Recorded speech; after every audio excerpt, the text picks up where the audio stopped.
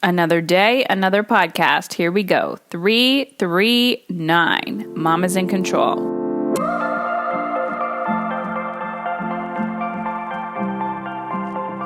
Welcome, everyone, to the podcast. If you are new here, do not be overwhelmed.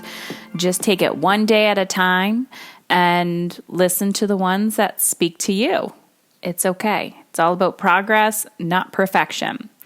If you're not following us already, head on over to Instagram, Mom is in Control. Check me out on Facebook at Heather Chauvin and website, heatherchauvin.com. I am here to help you raise yourself so you can become the mother that you most desire your children to be. It's truly about leadership and becoming the person that you wish your children to be. Who do we want our children to become? We need to turn that statement back on ourselves. So since it's a Sunday, I wanted to talk about Sunday prep. I follow a lot of people, a lot of go-getters, and in the food and nutrition world, they focus on meal prep. But there's other ways that we need to prep for our weeks as well. And this is something that I call energetic time management. And a quote that I found online, "A goal without a plan is just a wish." Anton Saint-Exupéry. So clearly I kiboshed their name, but let's just give some credit where credit is due. Some Anton guy, Antoinette, someone said this quote, "A goal without a plan is a wish." Or I could say, by failing to prepare, you are preparing to fail. That is by Benjamin Franklin. That name I can say easily. So let's use this one. By preparing to fail, by failing to prepare, you are preparing to fail. That's a little harsh. So a goal without a plan is just a wish. Let's stick with that one.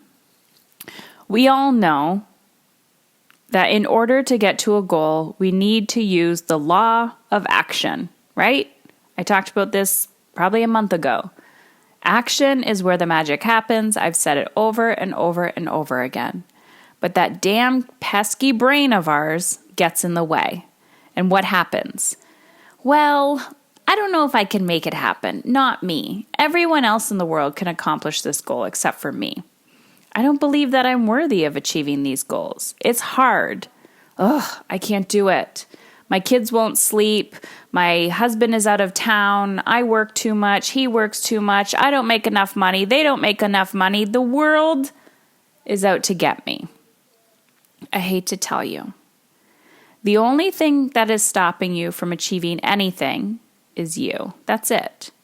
Yes, your mountain may be bigger than the average person. I'm not gonna lie.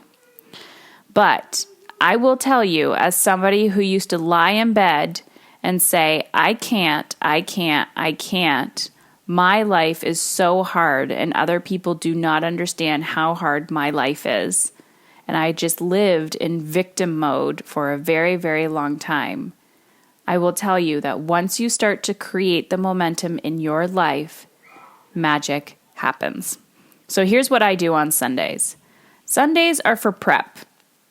We are typical Canadians, and against all odds, I've become a hockey mom, which is something I didn't have on my bucket list, but my boys love it. So Sundays in the winter are reserved for hockey. That and shoveling snow. So while we're not at hockey, I'm meal planning. And while I'm not meal planning, I'm sitting with myself and a warm cup of something and asking myself, Heather, what does this week look like? And I look at my calendar and I say, okay, I have a lot going on, or I don't have that much going on. And I sit with pen and paper and I simply brain dump. What are my goals? My big goals, right? And I have my goals that I'm working on, whether they're business, physical, mental, emotional, and I'm asking myself, what do I need to do this week to get me closer to my goal? What are my areas of focus? Now, you're going to say to me, Heather, I'm so overwhelmed. I have things all over the place. This is why you need mentorship. I'm not going to lie. I'm not going to sugarcoat it for you. I would not be where I am today without mentorship. without people to push me, without people to see something in me that I just can't see in myself yet, people to hold me accountable to my goals, people to say, are you sure those goals seem a little comfortable for you? You need to get outside your comfort zone. If you could do anything, why don't you reach for the stars? Sunday is also a rest day for me. I am in a phase and a stage in my life where I'm full throttle. And what does that mean? That I'm not hiding. I'm not playing small, but I do cherish rest. So I don't need to be go, go, go, on all the time.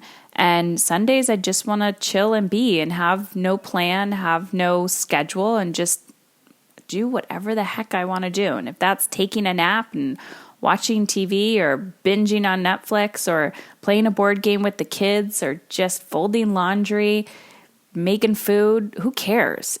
It's just be. I try my best not to, and I've gotten really good at this over the years, not to fill my calendar on the weekend with stuff. Because when you're go, go, go during the week, and most of us are because, we work and children and all of that fun stuff, we have things to do. So on the weekend, when we're filling our weekends like we're filling our week, we really feel like we don't have any downtime. And a lot of people say, well, Heather, I want space in my life, but we're not consciously creating space. So one little trick that I've done is I will block out time on my calendar, whether it's on the weekend or sometimes even midweek, and I don't allow anything to get in that space. And even if I have a friend that says, can we meet for coffee at Saturday at noon? If I just want to have unscheduled time, I won't schedule it. I'll be like, well, you'll have to text me that day, or I might say I have a really important, we have an event going on. I'm not bailing on people, but what I'm doing is I'm honoring my space, my time, and my energy because I know I need to have it for the following week. Does that make sense? So I'm kind of preserving my energy on the weekend for the following week. And this goes with food. Right? If you are planning your food in advance, and you don't need to plan every last meal, and I am by no means an expert, but this just goes to plan to fail, fail to plan, right? Fail to plan, plan to fail. Oh gosh. So my point is, you have to look ahead. You cannot live in reactivity all the time. If you are living in survival mode constantly, your life will feel like you are putting out fires on a daily basis. Also, you don't need to feel like you are attacking every area of your life at once. So if let's just say you're like, oh my gosh, I need to work on my physical health. I need to work on my mental health. We need to work on our money. Oh, I need to work on my career. Oh, my parenting. Everything is just falling apart. Pick one area this week that you want to plan for and plan about 10% of it. So let's just take food, for example. I've decided that I am just going to continue to unpack my own personal food journey. What does that mean for me? What does that look like? Why do I not prioritize it? Or why haven't I prioritized it in the past? I don't feel like I've developed a strong habit with it yet, but I can tell that my body is starting to crave certain types of food.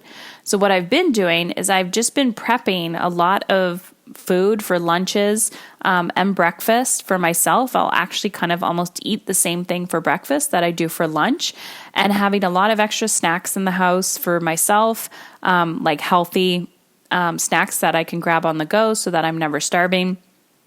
And that has been a big game changer for me. That's allowed me to eat consistently throughout the day when I'm working, or if, we're taking the kids from one thing to the other. And my blood sugar isn't spiking and dropping, and I'm not a hangry beast. So because that was the area of my focus for the week, and I felt like I was just, maintaining in the other areas of my life, I've decided, okay, great. Now you have that habit, Heather. That was step one. Now what are you going to do step two to kind of challenge yourself? So now I'm going to reintroduce some physical movement into my routine. The point is you want to be a little uncomfortable. right? Every week when I'm looking at my to-do list, I'm not just looking at what do I need to accomplish in order to survive. I'm asking myself, what do I need to accomplish to thrive? So I'm looking at my bigger goals. What scares me? Where do I want to be? What do I want to do? How do I want to feel in my life? And what do I need to implement this week in order to get there? I feel like a lot of people are, one, not planning, have never picked up a planner. I used to be very against planners. Now I have I don't want to say a love-hate relationship, because I find you can, if you are a very type A person, you can become extreme with it. I'm not. I just use it as a guidepost. So I'm very flexible with my planning. The reason why I do it is kind of like meal planning. I pre-prep food, but my mindset is if I don't want to eat that food and I want to eat something else, then I'll just choose to eat something else. But at least I had that prepped, right? It's like saving up for an emergency fund. The emergency happens, at least you had that fund already saved up. So part of it is using pre-prep and planning as a tool and not as a Bible, because you have to make this as your own. You have to realize that you are in control of your life. But if you are not going on a road trip with a full tank of gas and you're on empty, you're going to be stressed out, one, of, oh crap, am I going to run out of gas? And then you're going to be stranded on the side of the road. So why not fill your tank first, go on your road trip, and when you get about half empty and you see the next gas station, fill your tank again, instead of always being in crisis mode and afraid that you're going to run out of gas. But to be honest, why don't people do this? People don't do this because we've been living in survival mode for far too long. And once you slip into survival mode, and this might be trauma from a childhood, trauma from becoming a parent, trauma from, I don't know, the way you were parented. There's many reasons of why you might chronically be living in survival mode. Something happened to you along the lines, and you've gotten comfortable. Your brain has gotten comfortable about being in the state of being. So in order to get out of this state, you're going to have to make some uncomfortable change. And I will tell you, the most uncomfortable change of all will be being comfortable with feeling good. When I was transitioning out of survival mode and into a state of momentum in my life, in multiple areas of my life, I was very uncomfortable with being comfortable. Does that make sense? I felt very uncomfortable feeling good. So at first I would sabotage it. And then I kept asking myself, why do I do this? So I would sit with my discomfort of feeling good. And I hear this from my clients all the time. After they start working with me, within a few weeks or about a month, they're like, Heather, this is very strange. I'm waiting for the other shoe to drop. And I'm like, don't worry about it. This is our natural state of being. Your natural state of being is to feel good and to experience joy. If you're not, you're out of alignment. So guys, remember, a goal without a plan is just a wish.